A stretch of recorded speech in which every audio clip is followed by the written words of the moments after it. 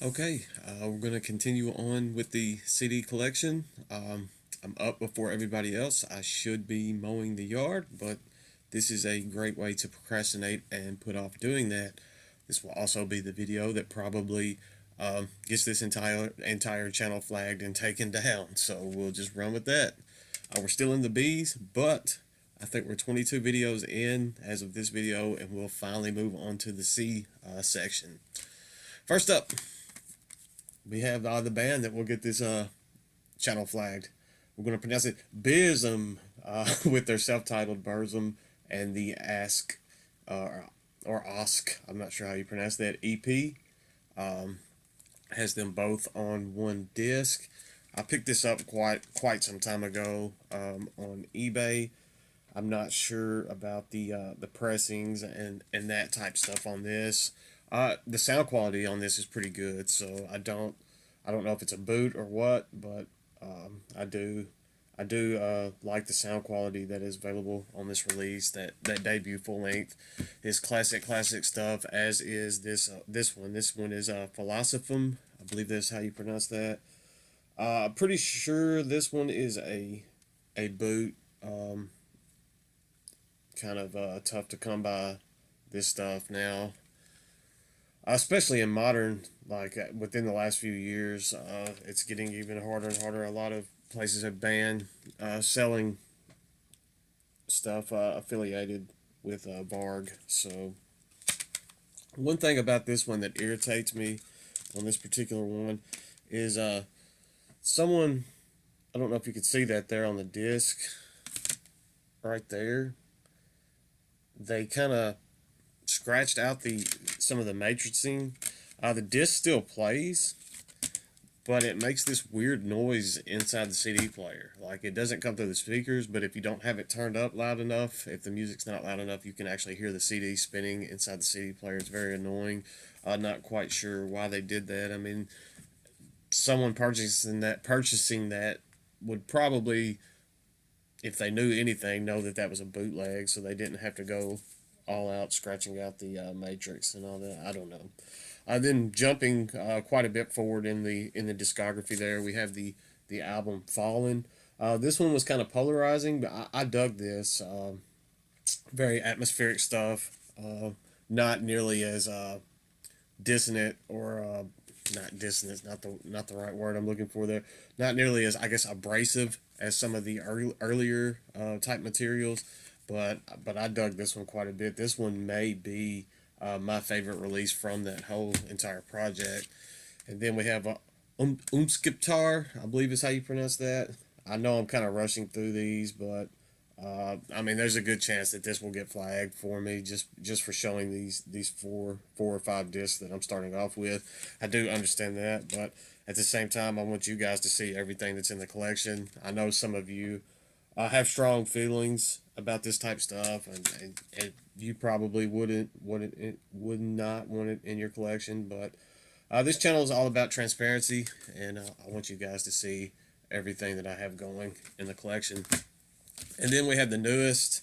This is Thulian Mysteries. This is just straight ambient stuff. It's just kind of type background noise, I guess. Background music. It's not something that I seek out to listen to on the regular or anything. It's just if I have a lot of other stuff going on and I'm in just a particular mood. As I was speaking of, like, less abrasive stuff, then this will definitely kind of fit that bill for that. But it's not something that I just am going to pull out all the time and listen to. Definitely not. Next up, we have Bustum with Demonolosifi. Man, when I very first started this channel and I showed this, I could not pronounce the album title. Here we are, about 6 years later, probably, since I first showed this, and I still cannot pronounce this album title. Demonolosophy. There we go. By Bustum. This is just kind of demonic black metal. Good stuff. A bit atmospheric, but not over the top. It's kind of a mix of, like, it has some a few little, oops, it hit the camera. A few little vibes going on there. Little hints of it. Very raw sounding stuff. This was released on Regimental Records, and I dig this one quite a bit. So, and then going full circle after showing the Bism stuff, we have some Antifa. This is a band out of Russia. Um, they the majority of their discography is this kind of pagan doom metal sound. This is the only release that I own. I do like this one more than some of their other material, but this one is at like a blackened. It has black metal and more black metal and death metal leanings as opposed to doom metal. So I don't know. Maybe I just like this sound that the band puts out more than some of their other stuff. This is a Butterfly Temple with the Times of Mara. All of the lyrics and vocals in this are in Russian, so I have no idea what they're saying. According to um, Metal Archives, they are an anti-fascist band. So I don't lean. I don't put much stock in political leanings and social leanings of bands and projects, because a lot of the times I don't even know what they're saying. Like, this is in Russian. I have no clue what they're saying. It's just, if it's something that I enjoy listening to, I'm going to listen to it. I know that's kind of a cop out. I know a lot of people use that as a disclaimer, but that's just kind of the way it is with me. I mean, you can take it or leave it. I really don't care. You can feel about me one way or the other for having this stuff as well. I don't care about that either. Next up, we have a Bio Noise Generator with Turbulent Biogenesis. This is some brutal death metal released on Ungodly Ruins. I got this in that Ungodly Ruins. I think it was a grab bag. It may have just been a CD lot. I opened that on this channel probably a year or so ago. I believe Thralls. I think Nick over on Thralls of Metal also opened one of these and got almost identical stuff, but pretty good. I don't remember just a ton about this one, but pretty decent stuff there. Next up, this is the only release from this band that I have, and I need to pick up some more of their stuff because I have not heard anything from this project that I don't like. It's a band that had just kind of been around, and I just never really followed, and I got a shirt last year at some point through the Metalhead box. I was like, well, since I have the shirt, I need to go check this band out again. And they released this album last year, and it was a straight up banger. This is Cadaver with Eder and Bile, Norwegian. I believe they're Norwegian. Now that I said that, it kind of doesn't. I think they're from Norway.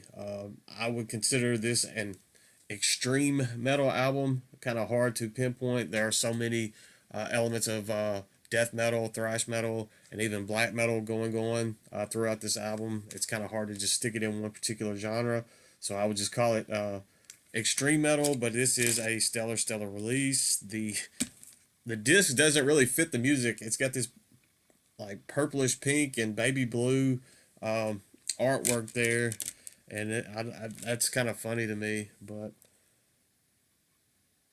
outstanding release. There we go. Next up, we have some kind of cavernous death metal out of France. This is Cadaveric Fumes with the Forsaken Triptych 2012 through 2016 compilation. This is just a compilation of the early demo and EP material released from this project. I don't even know if this band's ever even put out a full length. This has got the Macabre Exaltation demo. It's got the Entwined in Sepulchral Darkness EP and Dimensions Obscure EP. But this is some killer death metal. If you haven't heard Cadaveric Fumes and you're into that kind of cavernous sounding, echoey death metal, you may be into this. I would definitely recommend checking this out if you haven't. It was released on Blood Harvests. This hasn't been released out just too terribly long, this particular little comp, but good stuff there for sure. Next up, this is an album that I got in that giant Severed Records grab bag that I opened. That's probably the most watched, if not, it's got to be one of the most watched videos I've ever done on this channel. This one's pretty good. It's just kind of straightforward death metal. This one is Sadir, Kadir, I believe is how you pronounce that, with the Lost Conveyance. They had an album that came out, I think 2 albums before this, that was pretty good. It was like something Society. That was probably the high point for me of their career so far. This one's pretty good. It's just straightforward death metal, not terrible stuff. I don't have that other album, unfortunately, but this one, if I ever do get in the mood for some just straightforward death metal, this could definitely scratch that itch. But a lot of that Severed Record stuff, man, it just kind of, I had to step back from death metal for just a little bit of time. I mean, obviously I haven't.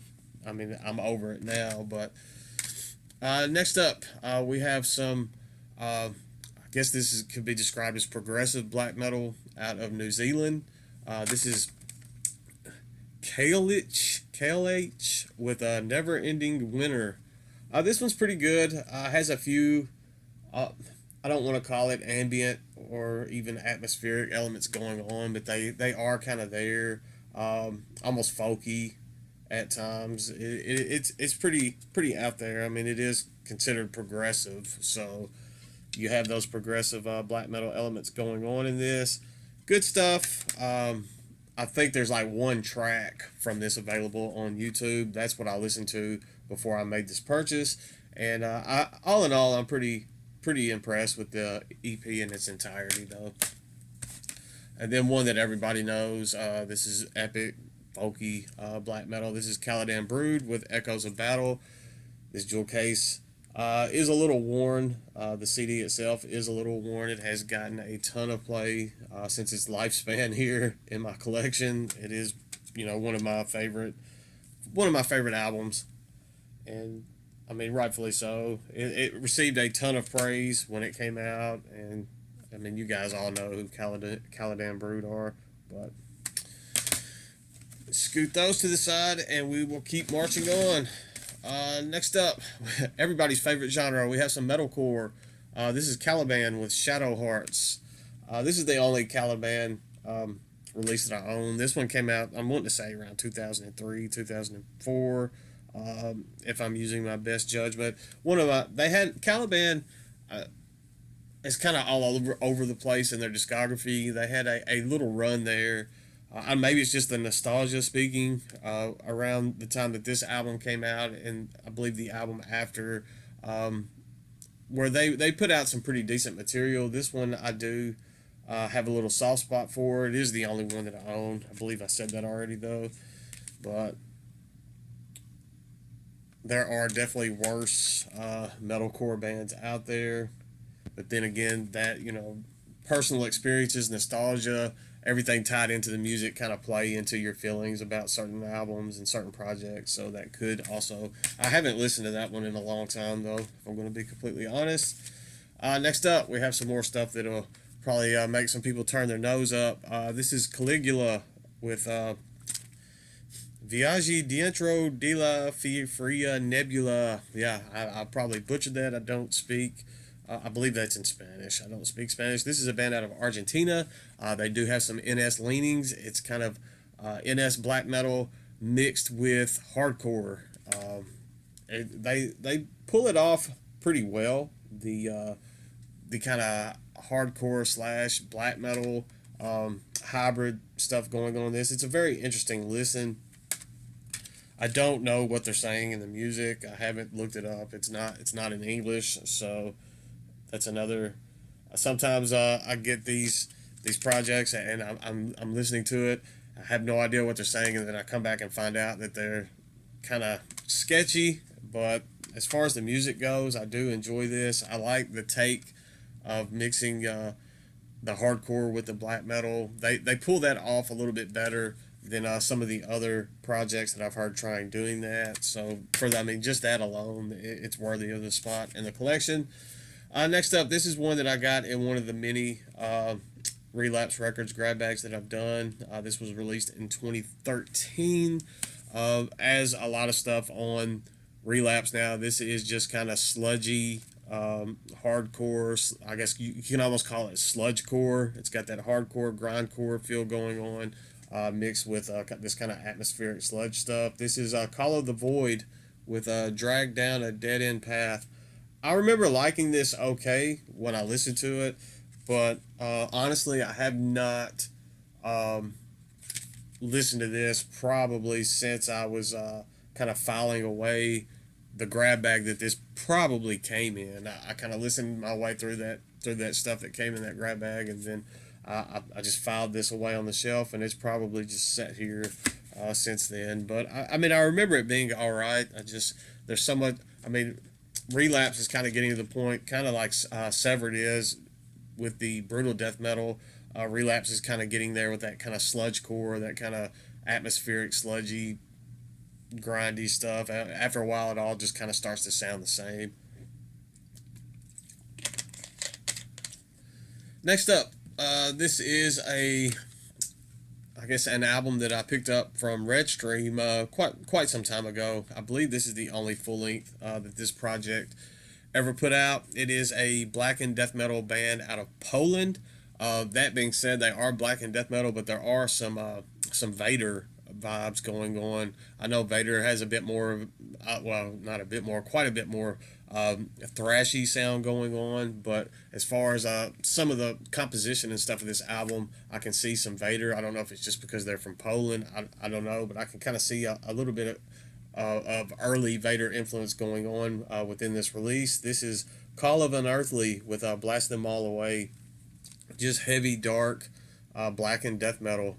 I wish this band would have put out some more material, but I think this is the last thing that they have put out.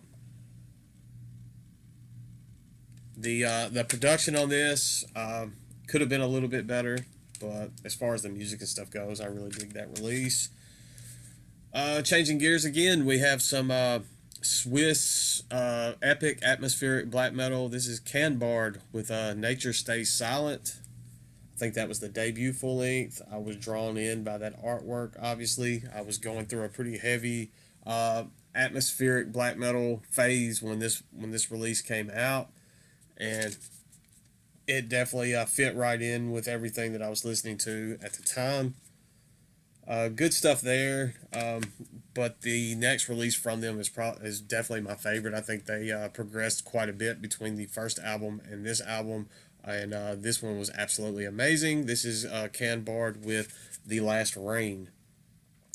Just stellar, epic, atmospheric black metal. I mean, if you haven't checked them out and you're into atmospheric black metal, I mean, just stop this video and go check them out now, because you're definitely doing yourself a disservice not listening to them. So, next up, this is kind of a sore spot when I hit here. I only have two releases from this band now. I sold almost all of the albums that I had back when I was going through a pretty tough spot, and I just have not reintroduced them into the collection now.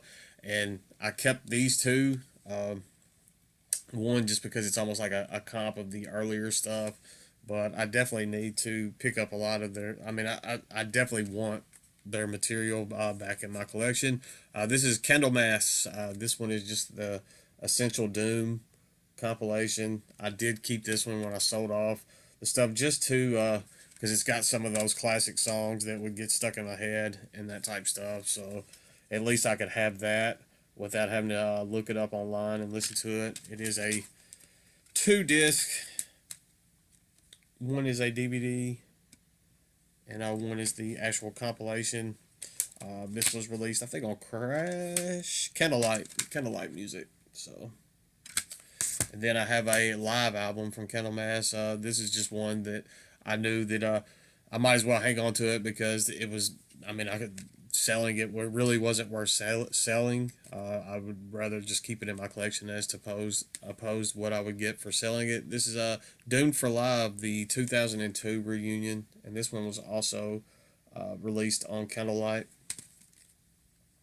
So yeah, I will probably at some point when things are a little bit better, a little bit more stable in life, I start adding some Kendall Mass. It still has that plastic head order form in there. This one is also a double disc. It's got 2 CDs. These are both just audio CDs of the reunion show.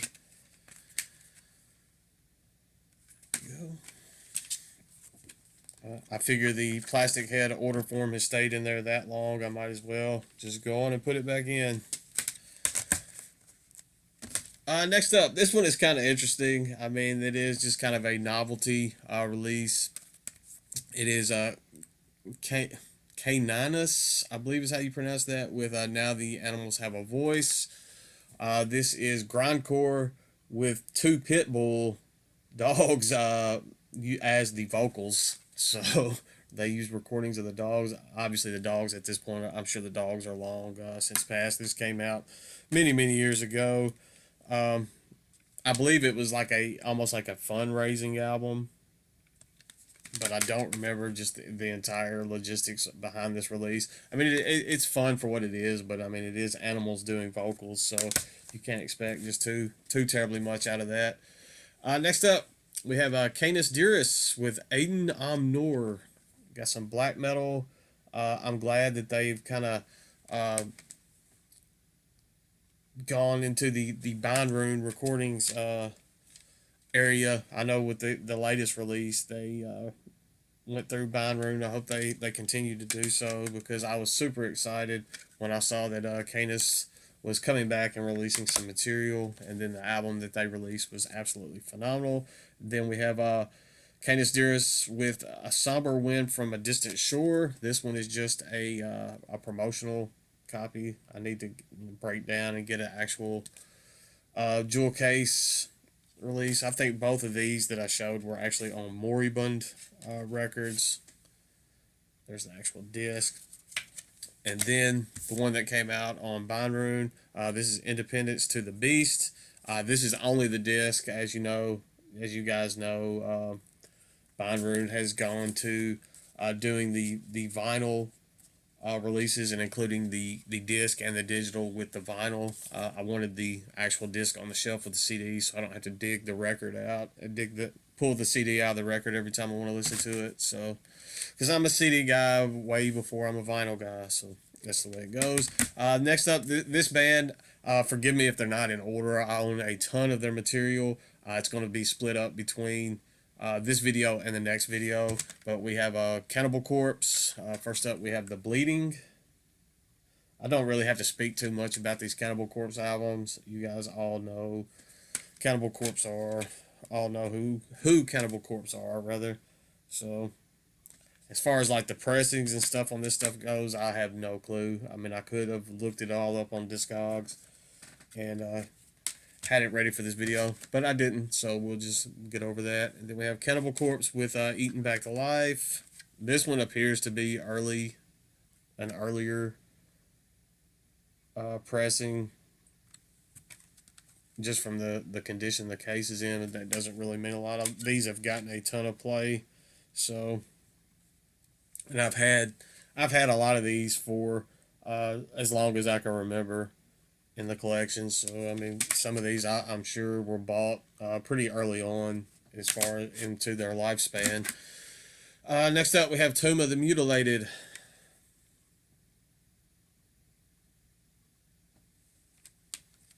I think that's one of the more popular artworks, the more shocking of the artworks. I think it's one that's been used quite a bit more than anything else, except for the next one that I'll show. But yeah, we got Tomb of the Mutilated, and then we have Butchered at Birth. I think this one may rival Tomb of the Mutilated as far as the most posted and shown artwork from Cannibal Corpse. It's so shocking.